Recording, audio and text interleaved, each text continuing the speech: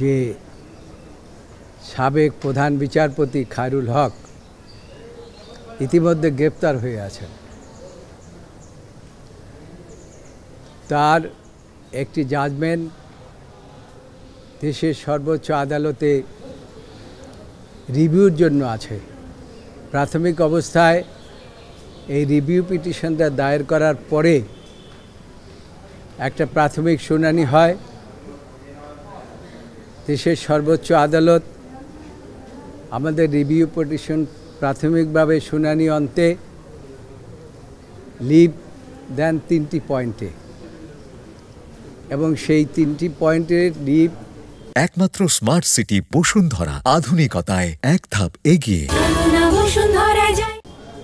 আমরা সাবস্ট্যান্সিয়েট করার জন্য ইতিমধ্যে বদিউল আজম মজুমদার সাহেবের পক্ষ থেকে উত্থাপন করা হয়েছে, জামাতের পক্ষ থেকে উত্থাপন করা হয়েছে, এবং 3 জন ইন্টারভেনারও বক্তব্য রেখেছেন। তবে আমাদের বক্তব্য একটু ভিন্ন ধরনের বক্তব্য। এটা প্রথমেই আমি আদালতকে বলেছি, মাই লর্ড, আমার যেহেতু এই 13 অ্যামেন্ডমেন্ট হয়েছিল 1996 সনে আওয়ামী লীগ এবং জামাতের আন্দোলনের পরিপ্রেক্ষিতে এবং পিপলস উইলের উপরে শ্রদ্ধা প্রদর্শন করে সেই সময়কার leader of the parliament Begum Khaleda Zia পার্লামেন্টে অ্যামেন্ডমেন্ট করে এই সংবিধান সংশোধন করেছিলেন। এই সংবিধান সংশোধন করার ফলে যে ইলেকশনগুলো হয়েছে সেই ইলেকশনগুলো ছিল ফ্রি, ফেয়ার অ্যান্ড ক্রেডিবল। কিন্তু সাবসিকুয়েন্টলি রাজনৈতিক উদ্দেশ্যে